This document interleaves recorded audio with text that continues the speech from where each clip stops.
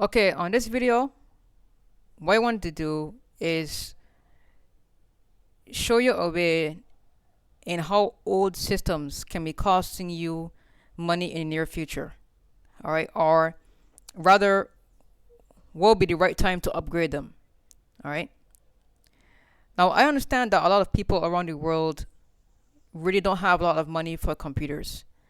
Um, in certain countries like South Africa and um, South America and even in the eastern countries like India and Pakistan and those places, a lot of people really don't have a lot of money for computers. But it doesn't necessarily mean that you have to suffer with an old system. And let me explain in this video what I mean by that. All right, you have to be willing to see the bigger picture when it comes to computers, because let's say, for instance, you have a CPU like this, a core. Let's say, for instance, you have a Core i7 3770K, which happens to be 4 cores and 8 threads. Now, to some people, they may look at it and say, "Well, that's pretty good. Like, you shouldn't have to upgrade that yet." But the truth of the matter is that uh, one time I would say yes, you can still keep it. But fast forward today, if you are aware of the amount of technology that we have now, the amount of features that we have access to now, it's just not worth it anymore. Because, first of all of the motherboards, as far as I'm concerned, as far as I'm aware, all of the motherboards that CPUs like this would be associated with are only able to support DDR3 type memory. As you can see on the Intel web page here, you know, it says here DDR3 1333 megahertz and 1600 megahertz.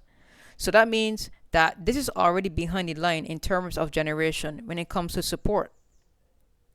All right. So on this other tab here, I happen to have a motherboard that the 3770 i7 would be compatible with. This just happens to be one of the models. No, this is a GA H77D3H motherboard, and to be honest, it is a decent model. This is the I/O for the motherboard itself. You have DVI, you've got VGA, HDMI down here, PS2, USB 2, USB 3. And you also have surround sound on the motherboard as well.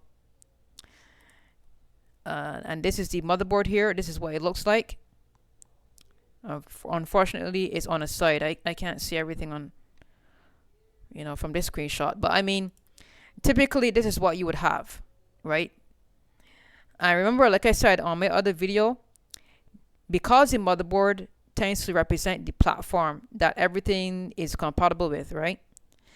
You're going to be limited in terms of features and what you'll be able to do with your system in the future. And let's say you have a problem with your motherboard, regardless of what a lot of people may think, a motherboard like this is not going to be worth fixing.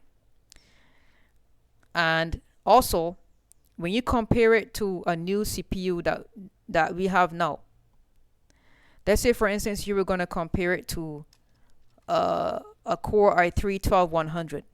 All right, because not a lot of people are usually confused by the different classes and generations of CPUs. But I'm going to give you an example, right? I'm going to search 3770K, and what I'm going to do is I'm going to go on to the Passmark website and show you the average benchmark score of this CPU right now. All right, I understand for a fact that these scores are not 100% accurate. They will vary in terms of running a series of benchmark tests on these CPUs. But if the average benchmark score for this CPU, the i7 3770K, is 6,465, some people will say, that's pretty decent. Why would I need to upgrade this? All right. Watch what happens when they compare it to a 12100 i3.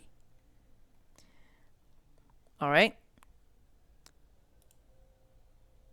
This is the Core i3 12100. So this is a 12 generation CPU. 12th generation. All right. So this is much better. I'm gonna scroll down here and show you. Look at this. The average benchmark score is 13,520.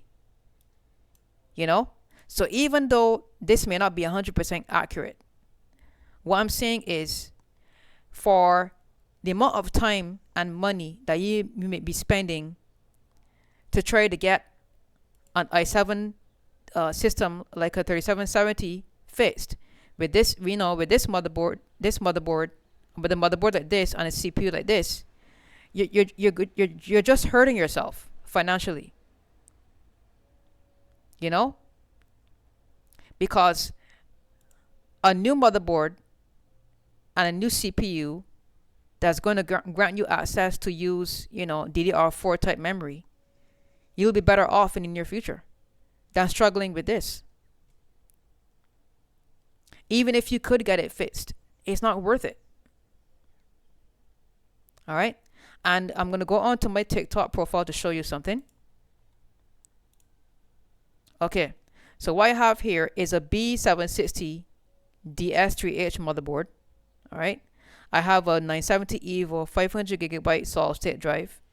I have a SmartWatt Thermaltake unit. This is the power supply. So it's 500 watts, 16 gigabytes of RAM, and the MB311L case.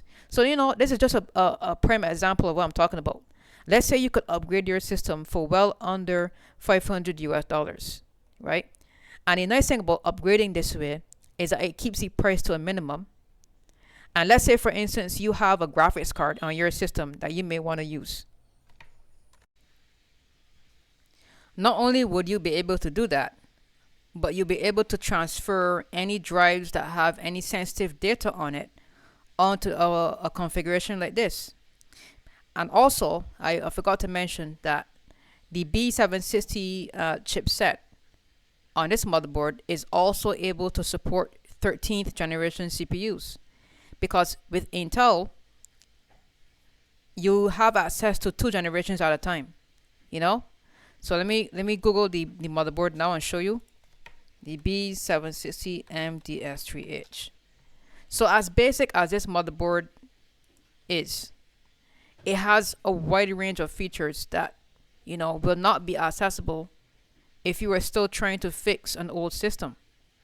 See, if I go onto the support page, onto the Gigabyte website here, and I scroll down and look for the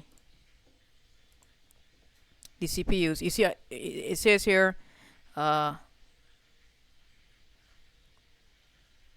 hold on, let me just go click on the CPU support. You see it has here the 14th generation, it can still support those. But it also have the 13900KF. It has the 13900, the 13700K. It has the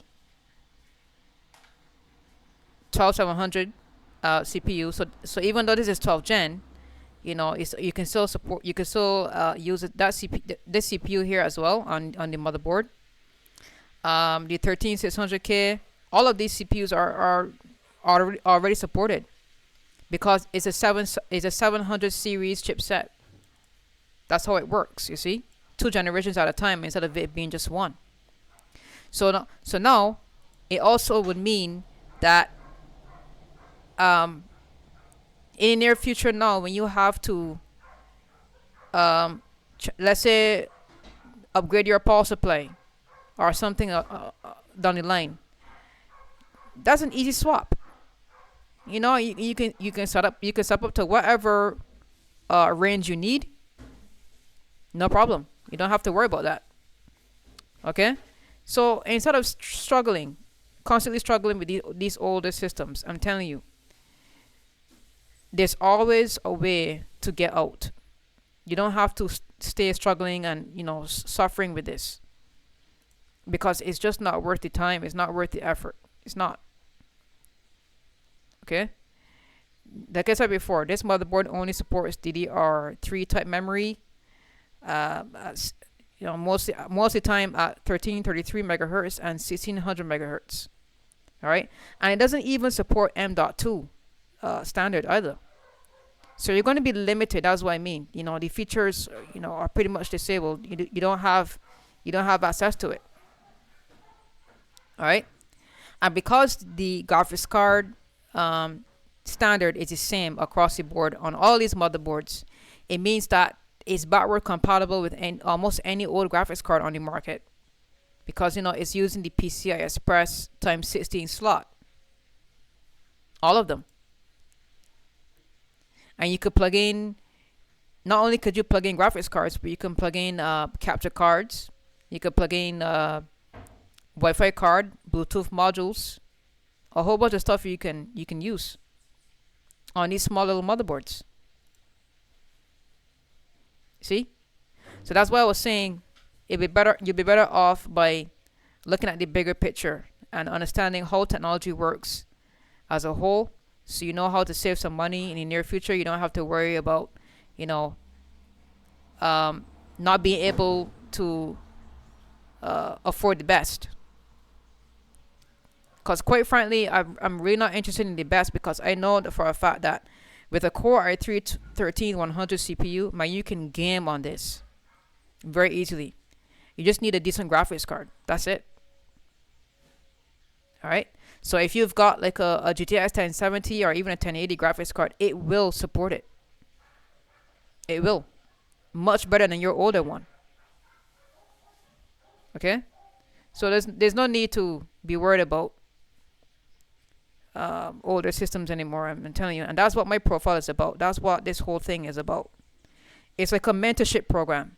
It can show you how to save money, save time, not have to worry about things breaking down on you and stuff like that. So I create a whole bunch of configurations for a whole different types of purposes, and you can come in here and check it out. I'm gonna leave a link in the description to my profile. You could come in here, you can check out my stuff, and it also helps change your mind of how consumers tend to think most of the time. They think they need the best of this and best of that, and I'm telling you, they really don't. They only think they do. All right, and that's my tutorial. This is Zulu67 signing off.